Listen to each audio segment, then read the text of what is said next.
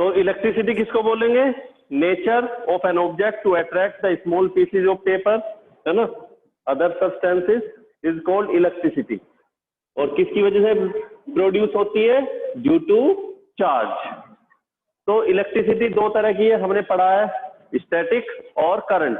Static हमने पढ़ा first पहले दोनों चैप्टर में, है ना, कि कूलम्ब फोर्स क्या होता है, इलेक्ट्रिक फील्ड क्या होता है, इलेक्ट्रिक पोटेंशियल क्या होता है, कैपेसिटेंस क्या होता है, मींस जिसमें चार्ज रेस्ट में रहता है। इस चैप्टर में हमें पढ़ना है कि चार्ज की मोशन स्टेट को, कि चार्ज जब मोशन स्टेट में आता है तो उस टाइम पे कौन सी इलेक्ट्रिसिटी होगी? Current electricity. तो इसी में फर्स्ट टॉपिक है, तो क्या बोलोगे? करंट इलेक्ट्रिसिटी क्या होती है? The branch of physics in which we study the motion state of the charge. उसके बाद इलेक्ट्रिक करंट क्या होगा? तो इलेक्ट्रिक करंट क्या होगा? मान के चलते हैं हमारे पास कोई वायर, सबसे पहले करंट इलेक्ट्रिसिटी, चार्ज की मोशन स्टेट। स्टैटिक इलेक्ट्रिसिटी क्या होता है, या इलेक्ट्रोस्टैटिक जिसको बोलते हैं, कि जिसमें चार्ज रेस्ट पोजीशन में रहेगा, है ना। चार्ज की रेस्ट पोजीशन को क्या बोलते हैं? Static electricity. और मोशन स्टेट को करंट इलेक्ट्रिसिटी। अब इसमें जब ये मोशन में रहता है तो हमें भाई आपको मान के चलो कोई वर्क दे दे, तो उस वर्क के लिए बाद में पूछा जाए बेटा कितना वर्क किया, कि सर 5 जूल किया, यूनिट के अकॉर्डिंग बताओगे। कितने टाइम में किया? इतने टाइम में किया। कितने दिन में किया? तो इसी तरह से मीन्स उसका एक हमें कैलकुलेट करके रखना पड़ता है, उसका एक हिसाब रखना पड़ता है। इसी तरह से करंट इलेक्ट्रिसिटी के केस में भी कि कितना चार्ज फ्लो हुआ, सपोज 5 कूलम 6 कूलम, है ना, टाइम की बाउंडेशन भी रख दे तो क्या होगा कि मान के चलते हैं 5 coulomb charge positive, 5 coulomb charge flow होता है कितने टाइम के अंदर? टी टाइम के अंदर। तो करंट के लिए हमने क्या बोला कि करंट क्या होगा? The rate of flowing charge with time, कि टाइम के रेस्पेक्ट में, टाइम की रेट के अकॉर्डिंग जो चार्ज की फ्लोटेशन है किसी वायर के अंदर से, किसी कंडक्टर के अंदर से, या किसी भी तरह से, क्योंकि वायर बोलना ये चैप्टर 2 में अच्छे से समझ आ गया सबको। Electric strength, electric potential strength मैंने बताया था क्या होती है, कि वो स्ट्रेंथ इलेक्ट्रिक फील्ड की maximum value of the electric field जिस तक हमारा up to which the dielectric body या बोले इंसुलेटिंग बॉडी रिमेन्स इंसुलेटर, जिस की हम इलेक्ट्रिक फील्ड को तब तक अप्लाई करते हैं जब तक कि हमारी बॉडी लगाते रहे। जैसे ही वो क्या बन जाती है? कंडक्टिंग बॉडी बन जाती है। तो उस मैक्सिमम वैल्यू तक हम क्या बोलेंगे? उसको पोटेंशियल स्ट्रेंथ। तो यहाँ पे करंट की वैल्यू की हम बात करेंगे, तो करंट क्या होगा कि कितना चार्ज फ्लो होता है कितने टाइम के अंदर? पर यूनिट टाइम के अंदर। तो करंट को क्या बोलोगे? The flow of charge through a conductor in per unit time is called electric current. तो टाइम, उधर टाइम को चेक करते हैं, उधर देखते हैं उतने टाइम के अंदर कितना चार्ज फ्लो करता है, और दोनों का रेशो हमारा क्या होगा? Electric current. मींस टाइम के रेस्पेक्ट में चार्ज की फ्लोटेशन को देखना है, वैल्यू कितनी फ्लो करता है, और उसी वैल्यू को हम क्या बोला है? Electric current. यूनिट क्या होती है? एम्पियर। दूसरी यूनिट फॉर्मूले के अकॉर्डिंग कूलम पर सेकेंड। ठीक है, तो ये हमारी दोनों यूनिट होंगी। इसके बाद नेक्स्ट टॉपिक हमारा इस चैप्टर में, बाकी इसके अलावा और बहुत सारी यूनिट्स हैं, मिली एम्पियर, है ना। अच्छा, अब हम बोलते हैं कि इलेक्ट्रिक करंट की डायरेक्शन होती क्या है, तो आंसर आता है अपोजिट। इलेक्ट्रिक करंट की डायरेक्शन क्या होगी?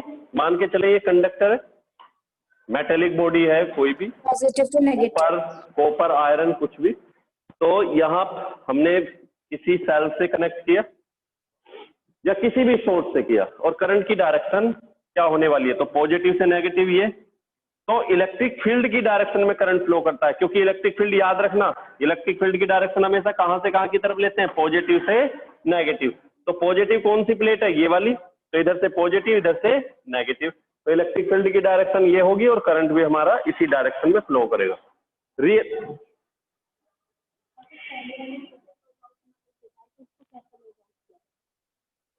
जैसे जाओगे ना आप शुरू करोगे तो एक ऊपर एस आता है, तो इसमें अरे बच्चों 1 मिनट रुको।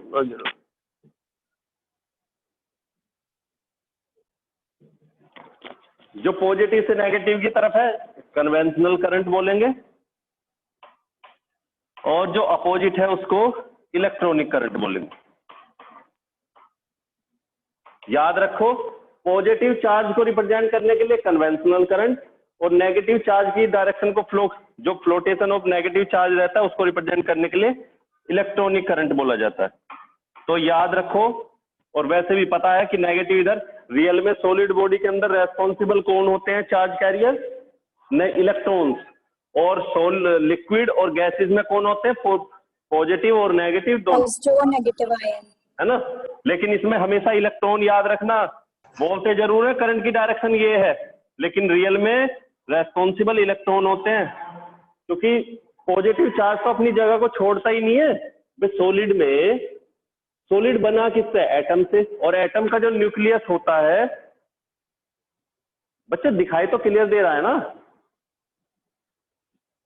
Yes sir. ठीक है। तो जो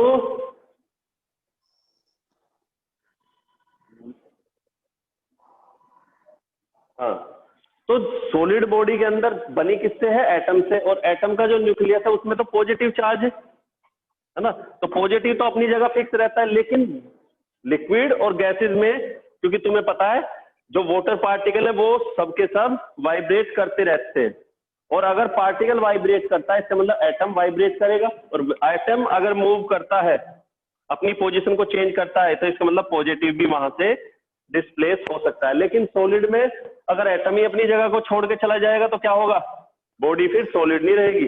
वो क्या ये कंडीशन कब बनती है सॉलिड बॉडी के लिए, जब वो मेल्ट हो जाती है। ठीक है, मेल्ट होने पर जो एटम है वो सब के सब अपनी जगह से इधर उधर फिर डिस्प्लेस होने लगते हैं। अच्छा, इसमें बात करते हैं कि मैंने अभी डायरेक्शन के बारे में बात कर रहा था कि करंट की डायरेक्शन क्या है। तो डायरेक्शन क्या बोलोगे यहाँ पे कि सर पॉजिटिव से नेगेटिव, मीन्स या ये बोलो कि in the direction of electric field. लेकिन मैंने कहा ये तो ठीक है, तो इसके अकॉर्डिंग अगर डायरेक्शन फिक्स हो गई तो फिर ये कैसी क्वांटिटी होनी चाहिए, वेक्टर। लेकिन इलेक्ट्रिक करंट को बोला जाता है ये कैसी क्वांटिटी होती है, स्केलर। क्यों? क्योंकि हमने देखा कि अगर हमारे वायर में करंट की डायरेक्शन ये है तो फिर डायरेक्शन ये ही रहनी चाहिए थी, चेंज नहीं होना चाहिए था। लेकिन हमने देखा वायर में तो ये तो चलो सपोज सीधा है, लेकिन अगर इस वे में करें तो यहाँ तो हर पॉइंट पे डायरेक्शन चेंज होती है। इसका मतलब क्या है कि इलेक्ट्रिक करंट फिर हमने कैसा लिया, स्केलर। अगर एक ही डायरेक्शन रहती, मीन्स क्या होता कि जो पॉजिटिव चार्ज है एक बार चलने के बाद हमारी वायर की डायरेक्शन बेशक चेंज हो जाती है, कैसे चलता, सीधा, तो फिर समझ जाते हैं एक ही वेक्टर। लेकिन ये तो चेंज करता है, क्यों?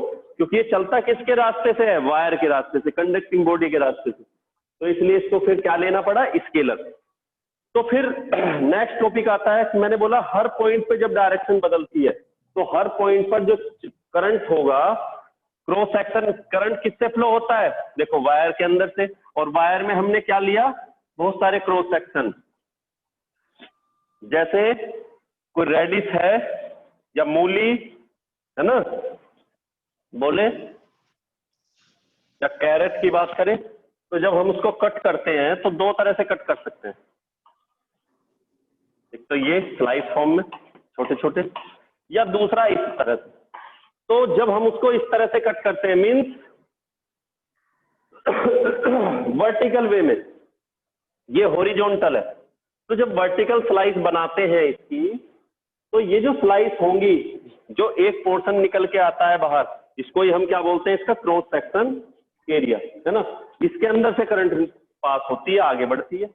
तो हर पॉइंट पर क्रॉस सेक्शन एरिया, देखो क्रॉस सेक्शन एरिया तो बहुत सारे होंगे, लेकिन मैंने जैसे बोला ये हमारे वायर का रास्ता है, यहाँ पे क्रॉस सेक्शन इस तरह, यहाँ ऐसे हो सकता है। यूनिफॉर्म डायामीटर है वायर का, अगर वायर का डायामीटर यूनिफॉर्म है मीन्स यहाँ पे भी ए, यहाँ पे भी ए, या ये बोले रेडियस आर है, तो करंट तो देखो सेम ही, एरिया तो सेम रहेगा, लेकिन डायरेक्शन चेंज होती है हर जगह। यहाँ डायरेक्शन क्या है ये, क्योंकि करंट की डायरेक्शन क्या होगी, तुमने पढ़ा है कि इलेक्ट्रिक फील्ड कैसा होता है कहीं भी, अगर हम किसी सरफेस की बात करें, मान के चलो यहाँ सरफेस 90 डिग्री का एंगल बनाते हुए, तो हर जगह किस तरह से होगा, 90 का एंगल बनाते हुए रहेगा, ठीक है ना। क्योंकि आपने पढ़ा है इलेक्ट्रिक फील्ड की डायरेक्शन में करंट फ्लो होती है, और इलेक्ट्रिक फील्ड हमेशा, अगर मैं इसको कट करता हूं, इलेक्ट्रिक फील्ड कैसा होता है, सरफेस से 90 का एंगल बनाते हुए।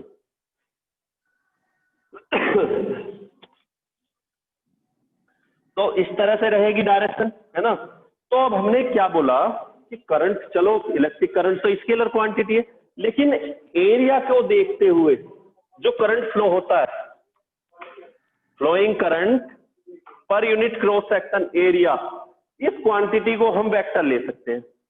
उन्होंने बोला कि जो करंट फ्लो होता है किसी भी पॉइंट से किसी वायर के अंदर, कहां से पास होगा, किसी क्रॉस सेक्शन एरिया से, तो flowing current per unit cross section area को हम वेक्टर ले सकते हैं, मींस इसको वेक्टर ले सकते हैं। क्यों, क्योंकि एक पॉइंट पे तो डायरेक्शन एक ही रहेगी। जैसे आपने इलेक्ट्रिक फील्ड लाइन का पढ़ा था कि किसी भी इलेक्ट्रिक फील्ड लाइन की के लिए उसकी डायरेक्शन को जब हम चेक करते हैं, तो किसी इलेक्ट्रिक फील्ड लाइन के ऊपर कहीं भी कोई पॉइंट लेंगे, जो पॉइंट उस पॉइंट पर टेंजेंशियल लाइन होगी, इलेक्ट्रिक फील्ड के लिए बोल रहा हूं, इलेक्ट्रिक फील्ड लाइन के केस में किसी पॉइंट पर जो टेंजेंशियल लाइन होगी वो क्या रिप्रेजेंट करती है, that represents the direction of the electric field.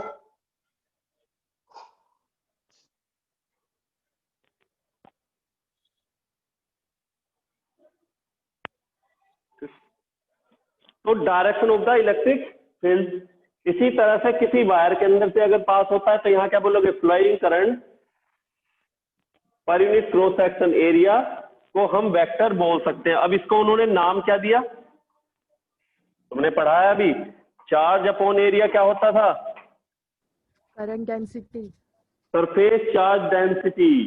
इसको भी हमने इसी तरह से, क्योंकि अपॉन में क्या आ रहा है, एरिया, तो इसको भी उन्होंने क्या नाम दे दिया, current density, electric current density. तो इनके रेशो को जो क्वांटिटी बोला उन्होंने, क्योंकि कुछ तो नाम बताना पड़ता है इसका कि भाई ये क्या, कौन सी क्वांटिटी होगी, तो इस क्वांटिटी का कौन सा नाम दिया उन्होंने, इलेक्ट्रिक करंट डेंसिटी, ठीक है। और रिप्रेजेंट किससे करते हो इसको, जे से, और इसकी वैल्यू होती है आई अपॉन ए, और ये वेक्टर क्वांटिटी, जे यहाँ पे वेक्टर क्वांटिटी है बच्चों, ठीक है। अब बोले सर ये वेक्टर है तो इधर तो कोई वेक्टर नहीं है, इधर क्या, ये तो स्केलर, ये वेक्टर बना सकते हो, क्योंकि मैंने तुम्हें बोला दो क्वांटिटी होती है एरिया के लिए भी, एक तो सिंपल एरिया और दूसरा एरिया वेक्टर। याद आया, एरिया और एरिया वेक्टर में, तो अगर हम खाली ये लेता हूं मैं, तो एरिया, और एरिया वेक्टर क्या होता है, हमेशा सरफेस से जो बाहर की तरफ, हाँ जी परपेंडिकुलर, वेरी गुड, तो कनक, जो हमेशा सरफेस से 90 का एंगल बनाते हुए बाहर की तरफ लाइन निकालते हैं, है ना, वो उसको क्या बोलते हैं, एरिया वेक्टर। तो ये आएगा आई अपॉन ए। तो देखो, क्योंकि डायरेक्शन तो फिक्स है भाई, एरिया वेक्टर क्यों बोल रहे हैं, क्योंकि मान के चलो यहाँ पे है, तो थोड़ी देर के लिए कोशिश करें कि ये पोर्शन मैंने बाहर निकाल लेता हूं, तो किस तरह से निकलेगा करंट, यहाँ पे ऐसे, तो एरिया वेक्टर की डायरेक्शन में ना, तो जे इक्वल टू आई अपॉन ए। और अगर ए भी नहीं लेना चाहते, इसको ऐसे कर सकते, समझ आ गया होगा अब तो, अरे इसका मतलब तो समझ गए, j equal to i upon a multiply a cap, unit vector, very good, unit vector. चलिए नेक्स्ट टॉपिक, तो समझ आ गया।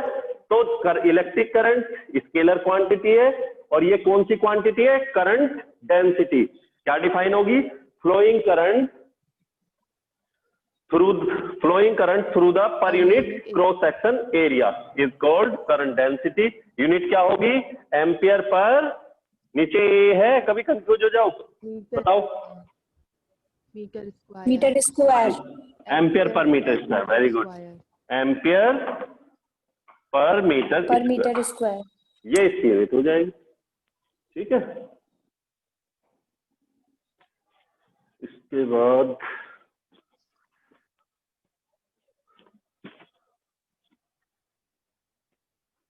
अच्छा, इलेक्ट्रिक करंट को हम किस रूल से मेजर करते हैं? अगर मान के चलो कई सारे वायर है और किसी से करंट आता है किसी से जाता है, इस वे में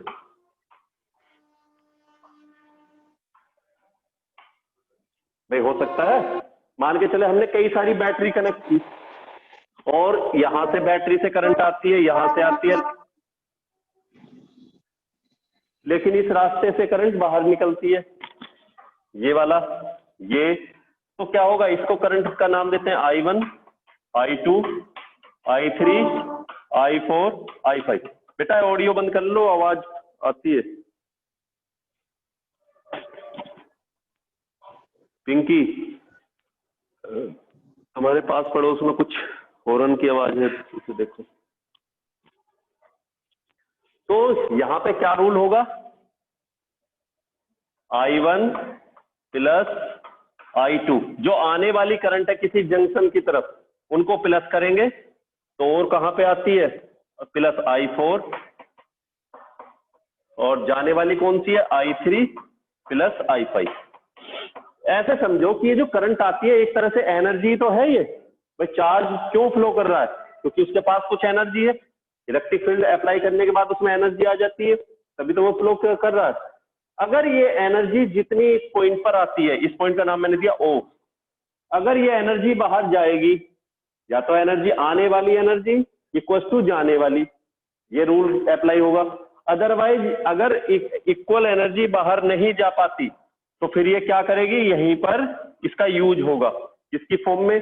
या तो लाइट या हीट, है ना, या स्पार्किंग, जैसे भी होगा इस तरह से रहता है। जैसे तुमने देखा फैन, मान के चलो फैन का सर्किट बनाया और यहाँ पे हमने फैन लगा लेते हैं, तो क्या करती है ये एनर्जी? उसको रोटेट कराती है उसके एक्सिस के अबाउट।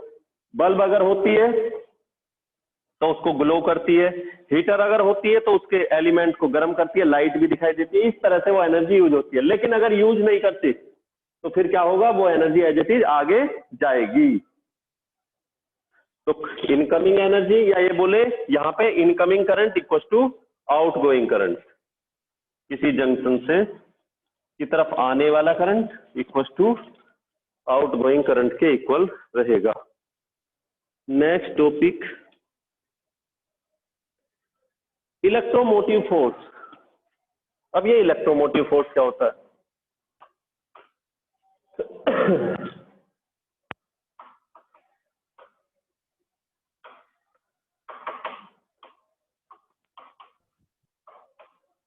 बोलते जरूर है इलेक्ट्रोमोटिव फोर्स, कुछ के मन में आ रहा होगा कि एक फोर्स है तो जिसको इलेक्ट्रोमोटिव फोर्स किया बोला है, या शॉर्ट में इसको ईएमएफ भी बोल देते हैं, ईएमएफ के नाम से भी पढ़ोगे। अब ये होता क्या है? किसी वायर के अंदर से करंट को फ्लो कराने के लिए हमें फोर्स लगानी पड़ती है, ये तो बात फिक्स है। लेकिन फोर्स लगा के क्या होता है भाई? किसी बॉडी के ऊपर फोर्स लगाओ, उसको डिस्प्लेस करते हैं तो क्या होगा? वो बॉडी डिस्प्लेस हो जाएगी, डिस्प्लेसमेंट होगा। तो क्या होगा रियल में अगर देखा जाए? वर्क, और वर्क का फॉर्मूला क्या होता है? फोर्स इंटू डिस्प्लेसमेंट, ऐसे रिप्रेजेंट करते हैं। लेकिन ये वर्क कर किसके ऊपर रहे हो? यहाँ तो मास के ऊपर किया, लेकिन यहाँ किसके ऊपर करना है ये वर्क? चार्ज पार्टिकल के ऊपर। वेरी गुड, है ना।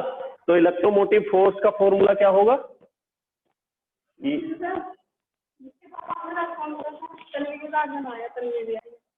ये बोल दो क्लास में हो तो।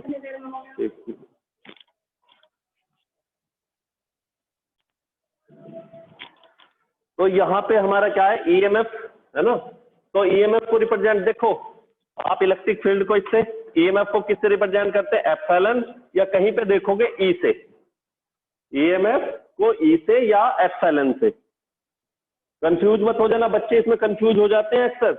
एप्सिलॉन मैंने कल भी बोला था, एप्सिलॉन और ई में डिफरेंस है। और वो एक ही सिंबल यूज करने लगते हैं, क्योंकि दोनों को रिप्रेजेंट एक से ही करते हैं। तो फॉर्मूला क्या होगा, E equal to work upon charge, unit charge. तो क्या डिफाइन होगी, the work done in flowing per unit charge through a wire by applying a force, है ना। कौन सा फोर्स होगा और ये बच्चों, मैकेनिकल या इलेक्ट्रोस्टैटिक? ये फोर्स कौन सी होगी, मैकेनिकल तो ये बॉडी के ऊपर हम लगाते हैं, इलेक्ट्रोस्टैटिक, हाँ, क्योंकि वहां पे इलेक्ट्रिक फोर्स लगता है। Very good very good. तो क्या होगा,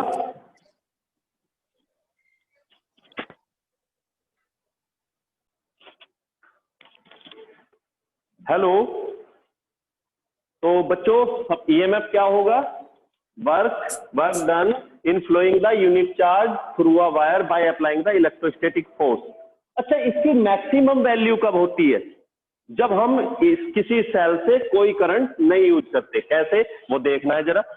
मान के चले हमारे पास ये एक सेल, अगर कॉम्बिनेशन बनाए सेल का तो ये क्या बन जाती है, बैटरी, है ना। तो हम सेल की बात करें खाली, अभी हमारे पास एक सेल है ये इस तरह से, और अभी सर्किट ओपन है। ओपन से मतलब सर्किट में कोई भी चीज अप्लाई नहीं है और सेल से कोई करंट नहीं आती। तो थोड़ी देर के लिए समझे, मान के चलते हैं आप खाना खाते, सुबह को सो के उठते हो, आराम से खाना वाना खाते हो, तो आपकी एनर्जी उस टाइम कितनी होगी, मैक्सिमम होगी, मिनिमम होगी या एवरेज होगी? मैक्सिमम होगी। जब आप धीरे धीरे काम करोगे तो आपकी बॉडी की एनर्जी यूज होने लगेगी। जब यूज होने लगेगी तो क्या होगा, आपकी एनर्जी कम हो जाएगी, मींस आपकी जो पावर है वर्क करने की वो कम हो जाएगी। उसी तरह से जब हम सेल से कोई करंट नहीं ले रहे, जिस टाइम पर करंट नहीं लेते हैं, अभी करंट नहीं है, वो फुल चार्ज है हमारी बैटरी। भाई जब आप इन्वर्टर चार्ज करता है बैटरी को तो उस टाइम पे फुल चार्ज होता है और इंडिकेट करता है, वो एक उसमें लाइट होती है, या तो बीप साउंड देके या कुछ भी इंडिकेटर रहता है वहां पे, लाइट का कुछ भी किसी तरह से, तो वहां पे उसका इंडिकेशन होता है कि अब ये बैटरा हमारा फुल चार्ज है और इसका ईएमएफ जो भी है वो मैक्सिमम है। लेकिन जैसे ही हम उसके अंदर से करंट लेना शुरू करते हैं, हमने करंट लेना शुरू किया तो ईएमएफ है इसीलिए करंट देगा। ईएमएफ से मतलब कि इसकी वर्क करने की कैपेसिटी, अभी करना शुरू नहीं किया था लेकिन हमें पता है इसकी वर्क करने की कैपेसिटी है। कौन सा वर्क, चार्ज को फ्लो कराने के लिए। क्यों, क्योंकि इलेक्ट्रिक फील्ड लगाएगी, सर्किट पूरा होते ही इलेक्ट्रिक फील्ड तो सपोज अभी भी लगा हुआ है लेकिन यहाँ पे रास्ता नहीं है तो इलेक्ट्रॉन नहीं फ्लो करेंगे, रास्ता होते ही वो एनर्जी यूज होना शुरू कर जाएगी।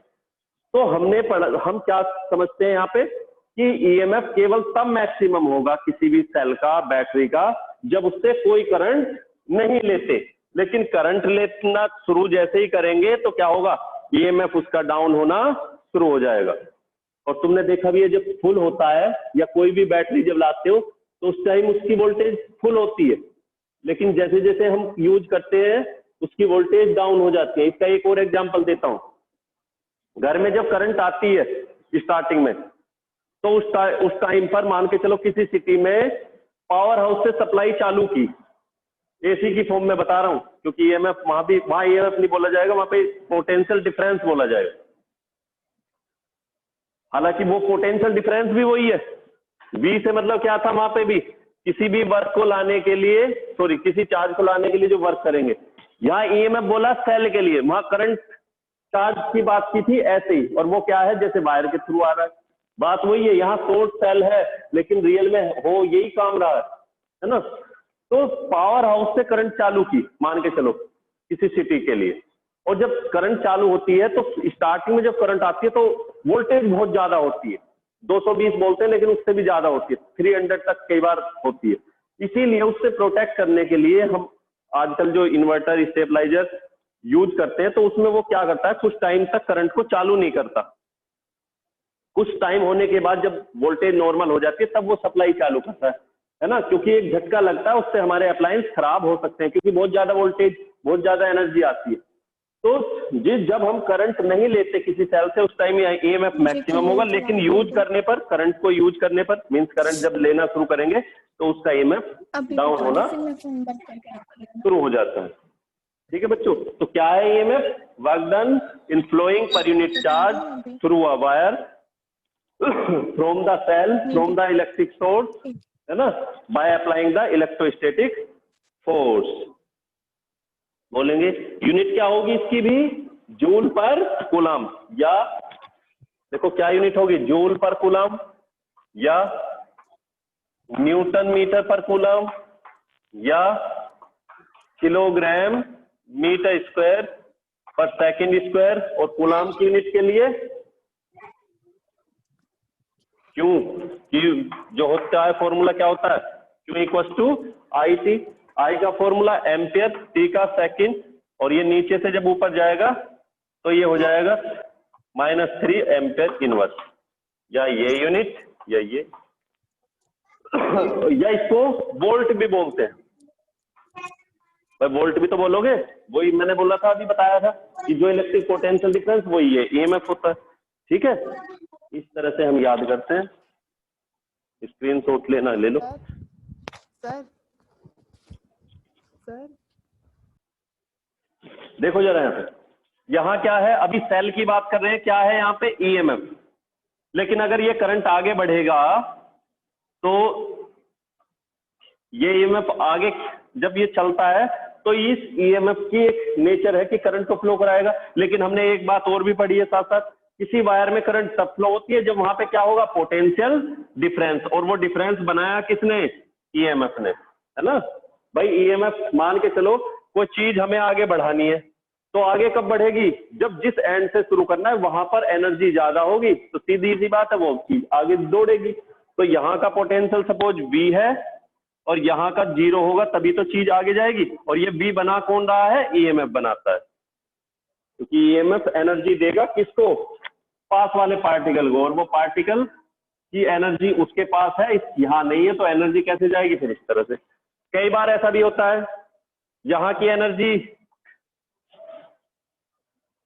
वापस रिवर्स में भी हो जाती है, और ये टाइम कब आता है? जब हम किसी बॉडी को चार्ज करते हैं।